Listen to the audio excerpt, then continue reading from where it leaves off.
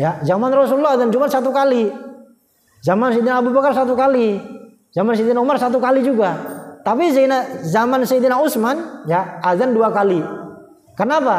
Karena orang pada saat itu sudah banyak yang memeluk Islam dan wilayahnya lebih luas. Maka perlu dikumandangkan azan 2 kali. Maka ini yang sering juga saya sampaikan di masjid-masjid, karena saya melihat di Banten ini, di Serang termasuk juga sering saya lihat ketika azan itu biasanya suaranya dikeraskan. Tapi pas qomat malah dilirihkan, gak dipakai mic-nya. Nggak tahu kalau di sini saya. Sama ketika azan Jumat, azan pertama suaranya dikeluarkan, tapi azan kedua tidak malah. Termasuk qomatnya juga tidak. Padahal mestinya pakai mic aja. Kenapa?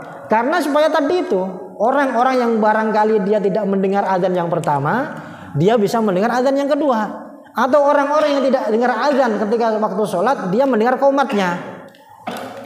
Ya, gitu. Orang-orang zaman sekarang kan begitu, Pak. Ya, jangankan dipanggil oleh Allah, ya dipanggil dipanggil sekali, dipanggil beberapa kali pun nggak akan datang dia. Ya kan, makanya masjidnya kosong terus. Ya, jadi makanya ada ulama, ada kiai yang bilang begini, khusyuk itu seperti apa sih? Jadi zaman sekarang itu khusyuk nggak usah tinggi-tinggi. Udah kalau dengar azan langsung datang ke masjid itu udah khusyuk itu. Karena dia sudah manggil sudah mendatangi panggilan Allah. Ya, kalau khusyuk yang sesungguhnya berat. Kita sholat harus khusyuk, benar-benar memahami artinya, maknanya yang kita baca. Susah, Pak, zaman sekarang ini. Kita mau datang aja ketika azan itu udah bagus itu.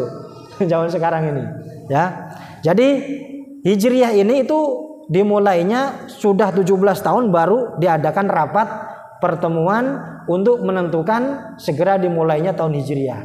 Ini awalnya seperti itu dulu.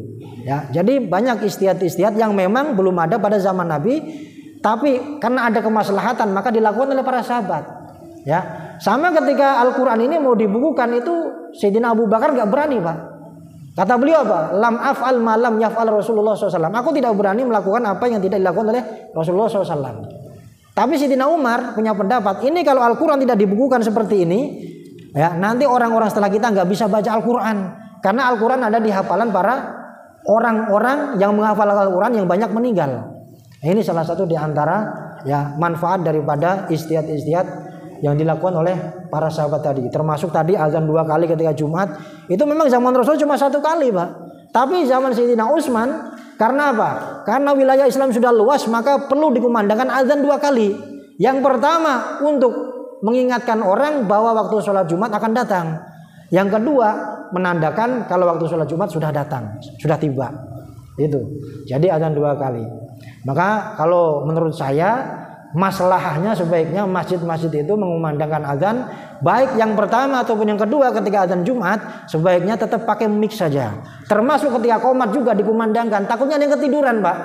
Ketiduran, dia nggak dengar azan pertama, yang nggak dengar azan yang kedua, ya kan? Istrinya nggak kebangunin karena nggak tahu, ya kan? Nah, pas bangun-bangun ada suara qomat. Yang mending dia kan dapat 1 rakaat kan masih dapat Jumat dia, ya kan? Jadi Jumat itu kalau kita masih menemui 1 rakaat itu masih bisa melaksanakan, sudah dihitung 1 kali 1 waktu sholat Jumat. Kecuali kalau kita sudah misalkan di rakaat kedua tapi sudah i'tidal, maka kita harus wajib mengulang sholat zuhur kita karena sudah ketinggalan. Jadi paling tidak kita menemui rakaat yang kedua tapi imamnya masih ruku, itu kita masih dapat Jumatan itu. Tapi ini sebenarnya juga sudah keterlaluan seperti ini. Karena apa? Karena malaikat itu ketika imam sudah naik mimbar, khatib sudah naik mimbar, itu malaikat itu sudah menutup catatan amalnya. Jadi yang siapa yang datang nggak dicatat lagi itu udah itu. Itu hadisnya sahih, Pak. Ya, ini hadis sahih ini. Makanya jangan kita menyepelekan waktu sholat Jumat. Makanya diantaranya ya kita siap-siap suruh motong kuku, kemudian mandi, ya kan? Mandi itu dimulainya kalau Jumat itu dari subuh. Tapi kalau Idul Fitri, Idul Adha itu mulai dari tengah malam jam 12 malam. Itu sudah boleh.